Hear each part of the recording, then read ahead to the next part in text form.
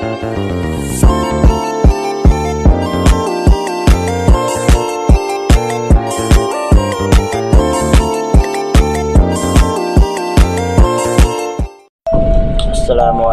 warahmatullahi wabarakatuh. Perkenalkan, nama saya Ambu Angka, NIM 22310050, Prodi Pendidikan Agama Islam, Fakultas Tarbiyah dan Keguruan, kelas 5B, yang akan menjelaskan suatu tugas mid semester dari guru kita Besse Mutmainah SPD MPD yang berjudul Hakikat Bimbingan Konseling Komprehensif. Nah, dalam judul ini ada 7 poin yang saya akan bahas. Yang pertama itu pengertian bimbingan konseling komprehensif.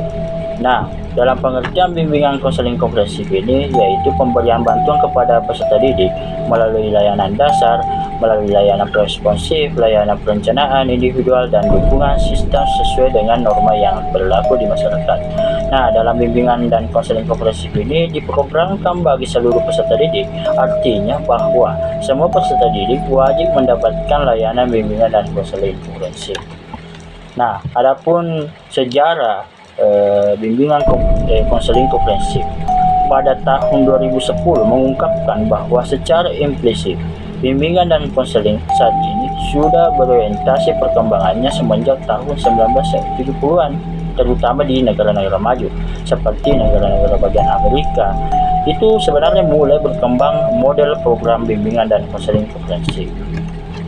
Nah, dalam hakikat bimbingan dan konseling komprehensif itu memiliki pendekatan perkembangan dalam bimbingan dan konseling menuntut bimbingan dan konseling memberikan layanan secara proaktif melebihi pendekatan krisis, remedial, dan preventif. Nah, asumsi dasar pendekatan bimbingan dan konseling komprehensif ini adalah pemikiran bahwa perkembangan individu yang sehat akan terjadi dalam interaksi yang sehat di individu dengan lingkungannya.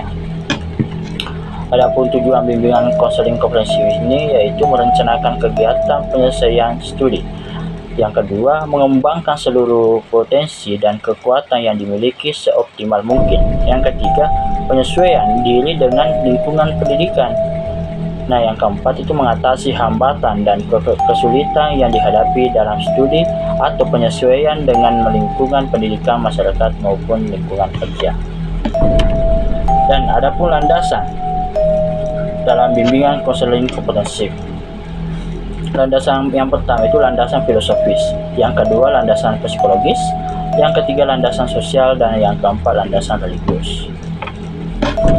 Nah, yang kedua itu prinsip bimbingan konseling komprehensif.